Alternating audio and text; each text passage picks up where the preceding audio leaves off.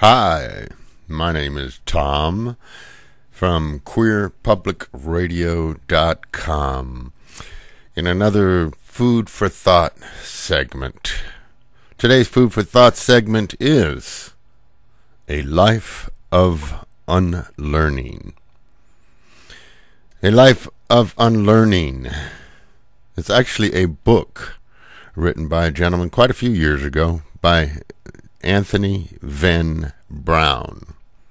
Anthony Van Brown is a gay Australian. His website is located at gayambassador.blogspot.com. He has an extensive religious background.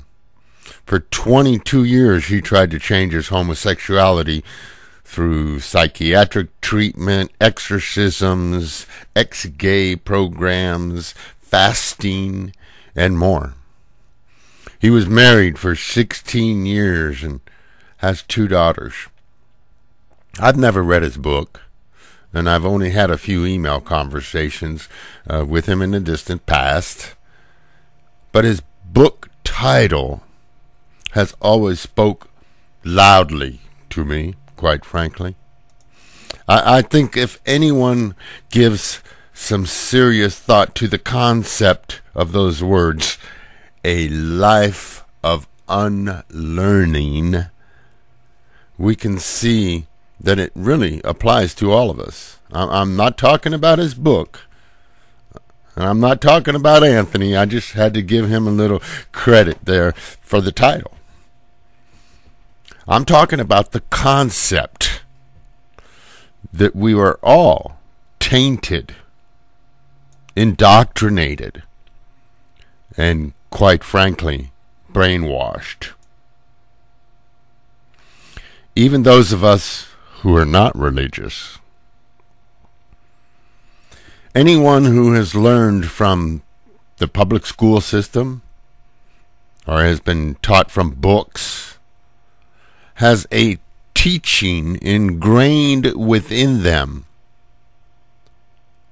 that quite frankly is a form of indoctrination. Basic tenets in our teaching affect how we look upon, perceive, and consume every day of our life. One aspect of this thought pattern is the fact that we are raised with a competitive mindset. Just one little part of this, a competitive mindset. From a very young age, we are rewarded for deeds perceived as good and or righteous. This king of the hill mentality leaves many people in a category that is lesser than.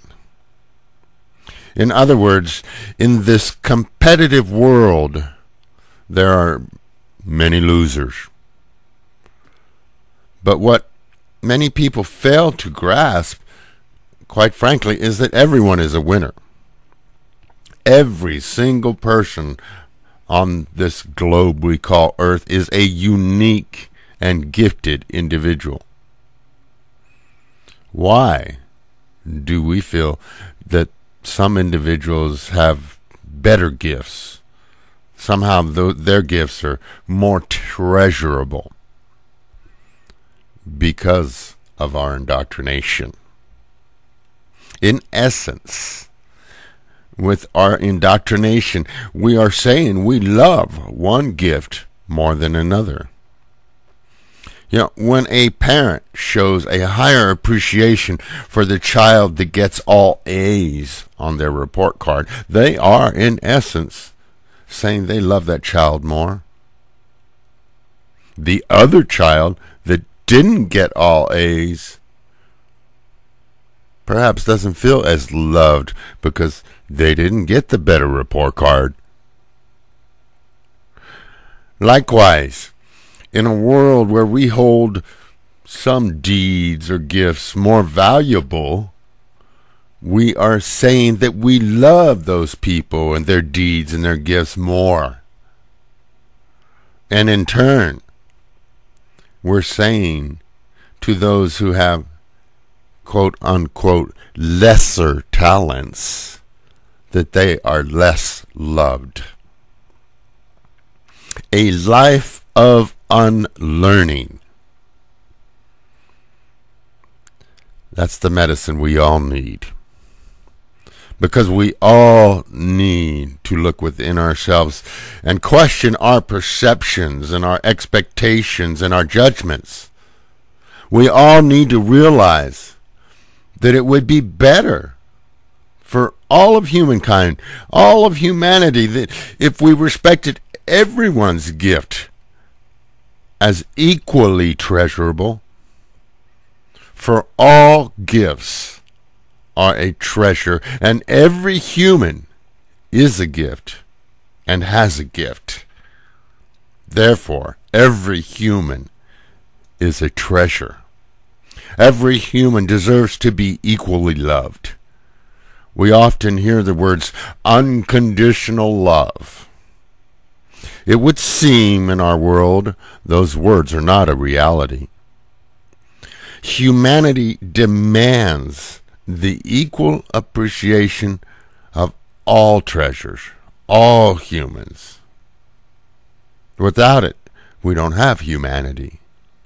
To dismiss one individual as more valuable, or one gift as more valuable, sets up a hierarchy, and in turn sets us all in this mindset of competition and struggle.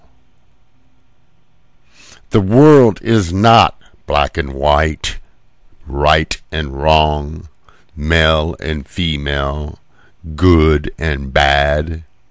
There are a multitude of in-betweens or gray areas. It is the mixture of all the parts that makes the whole. We are all equal parts of the whole. If we cannot reach a point where all are equally appreciated, enjoyed, and rewarded, then we all suffer. Because what affects one part of the whole affects all of the whole.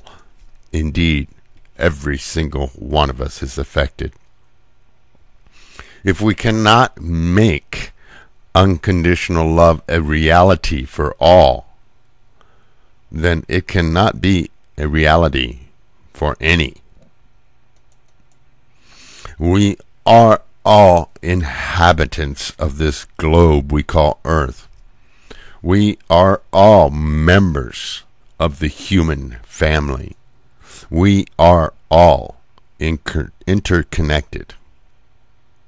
We all need to embark upon a life of unlearning, to cast aside what disconnects us from each other, so we can all concentrate on our commonalities instead of our differences.